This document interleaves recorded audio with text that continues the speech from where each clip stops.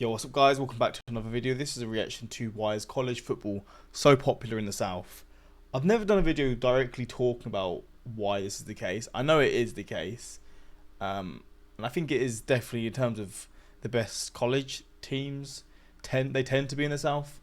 But I don't know the reasoning behind it. I assume it's linked to like a history of college sports or just college football. Maybe it originates from the South or Southern universities. I'm not too sure, but we're going to check this out and see. Hopefully going to enjoy. And I guess you can let me know if some of this stuff is true or false, or you can sort of give me some of your like sort of opinions and sort of things related to it as well, facts, etc. But we're going to check this out. Hopefully going to enjoy. Let's jump into this.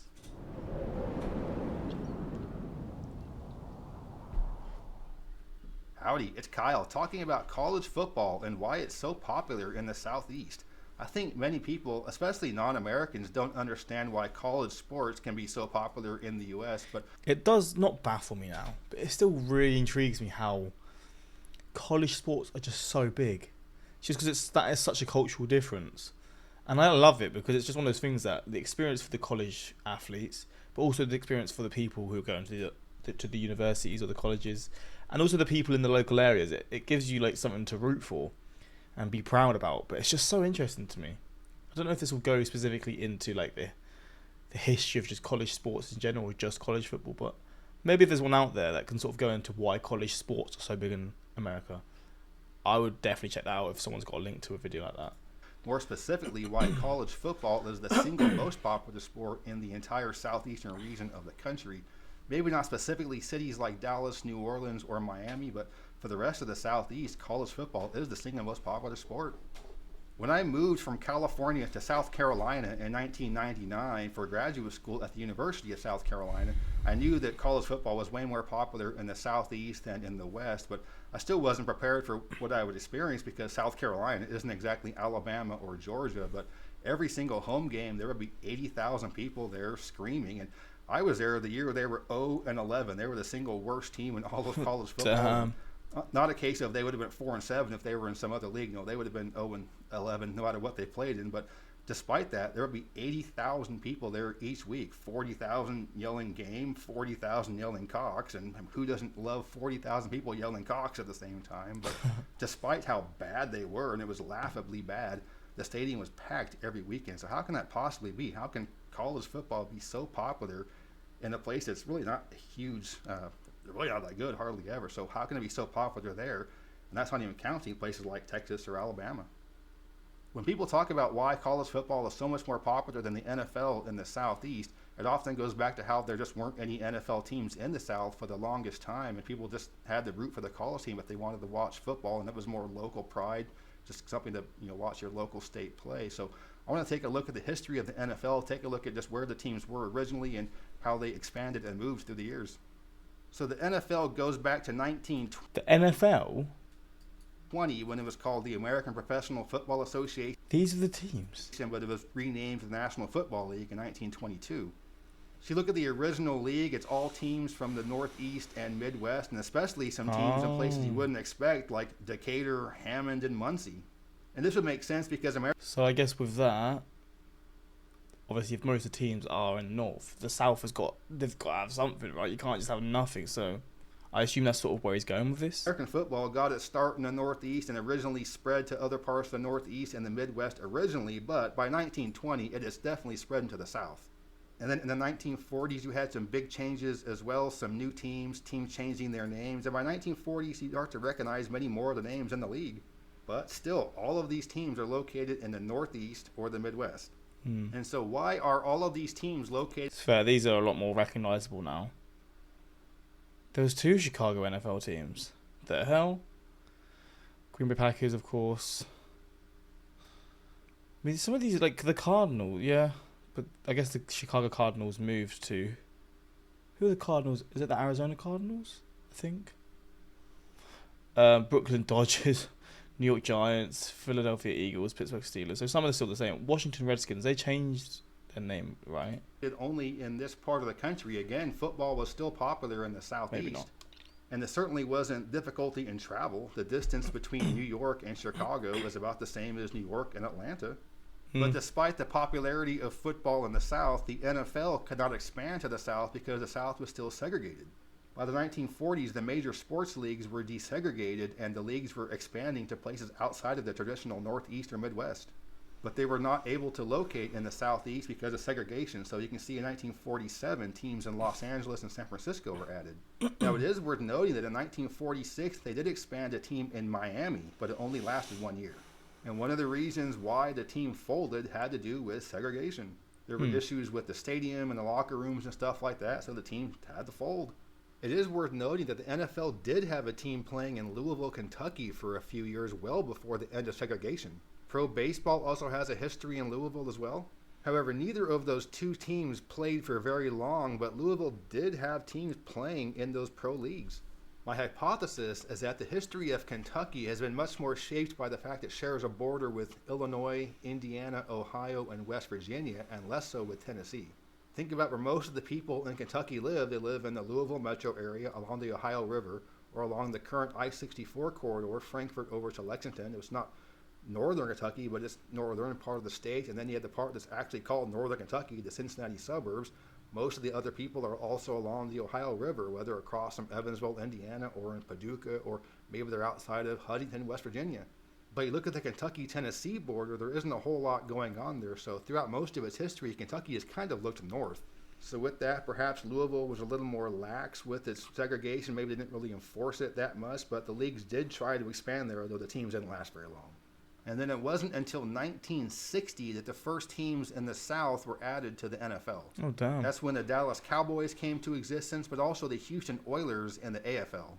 Dallas and Houston were both easing up on segregation, although Texas itself was still segregated.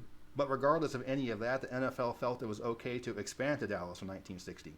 1964 is when the Civil Rights Act was passed, and that was when segregation ended officially in the U.S.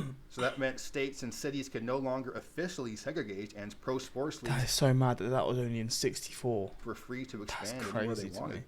So this was a look at the NFL and AFL teams that existed right at the time the Civil Rights Acts were being passed.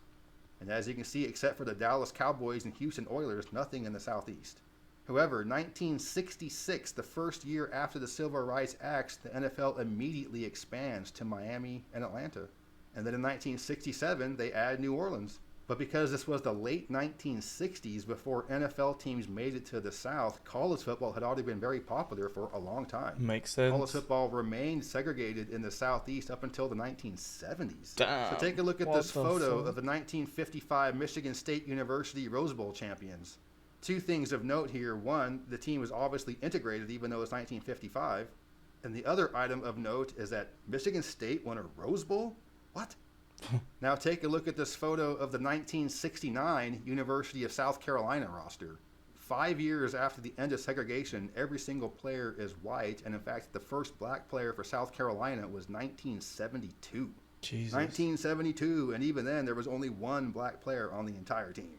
So you have a case where the NFL simply can't be located in the Southeast because of segregation, so you had college football just become the de facto sport to watch in the Southeast, and as the colleges remained segregated throughout the later 50s into the 60s, people still were watching college football because you would still have only white players. And the NFL didn't really gain a huge foothold in the Southeast until the 70s and 80s, and even then only in the cities that have teams like Dallas, New Orleans, Atlanta, and Miami.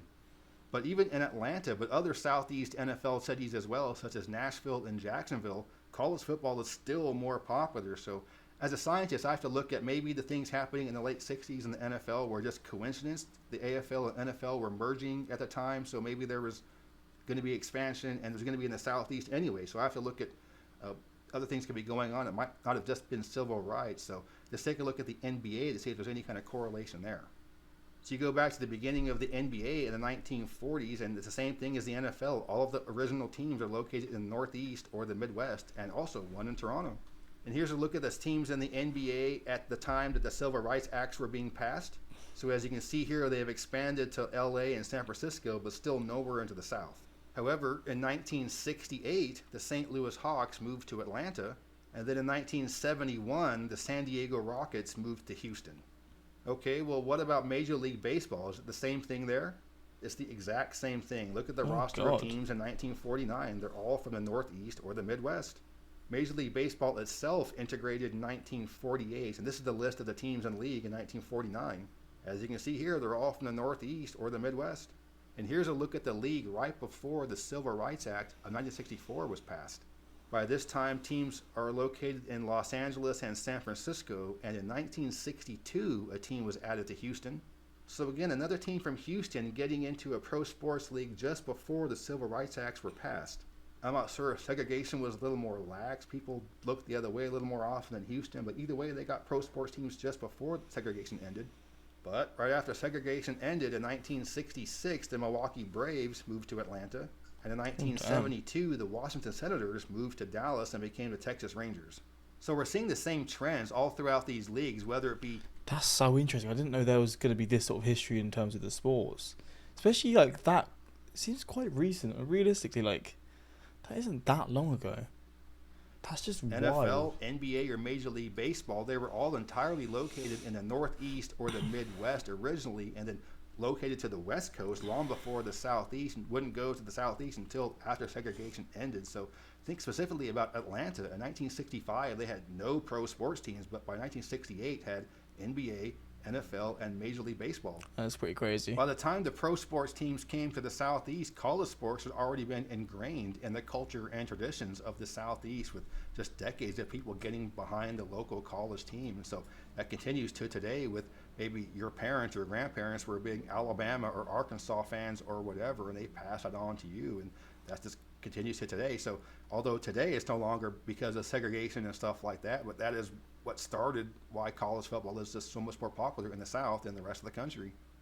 I do want to debunk a couple of things that you often hear talked about as to why college football is more popular in the South. And one is the climate, and it's definitely not the climate. I get the idea of what they're saying. In the winter, the off season, you can still practice and train and whatever in the Southeast, not the North. But no, people up north can put up with the cold. If you're from Michigan, you know how to deal with the cold, especially with pads on. You can train in the off season. So that's not it. For baseball, that is definitely it. You don't have college baseball as popular in the Northwest or the Northeast and the Midwest because it's cold up until April or May. But football, those guys can be out there in pads training off season. Yeah, that's not why. It's definitely not the climate. And it's also not a case of having more community support because the colleges in the South are more likely to be located in smaller towns. That's just not the case. It's the same way up north as well. Think of Champaign, Illinois, or Iowa City, Ames, Iowa, Bloomington, or West Lafayette, Indiana. State College, Pennsylvania. So there's plenty of towns that are just college towns up there. So that's not why it's more popular in the Southeast. It's because it's located in places like Tuscaloosa or Athens. So those are some of the major points I wanted to talk about as to why college football and college sports in general. It's pretty wild how linked it is to that, though. Obviously, the culture was built from that, but it's just mad to think that there was none of these teams were in the major leagues in America until the civil rights stuff happened. Which is just really fascinating to me. It doesn't make sense, but I just wouldn't have realised it was actually that recent. I think also because there's less to do in where SEC teams play compared to places like LA, San Francisco, and New York City. When I was in Nebraska, the state shut down game day. People who live in LA aren't clamoring to go to Pasadena to watch UCLA. That's a fair point. Would love to see a video on the story of Kyle. That would be sweet. But yeah, really, really interesting stuff. Let me know your thoughts on this. I guess this is all just sort of factual information, but if there's more to it, I'd be interested to know. But yeah, I guess this is part of the reason why college sports in the South, or just, college sports in general would make sense, to be fair, but college football just became so big. But yeah, that's pretty much it. Until next time, subscribe. Peace.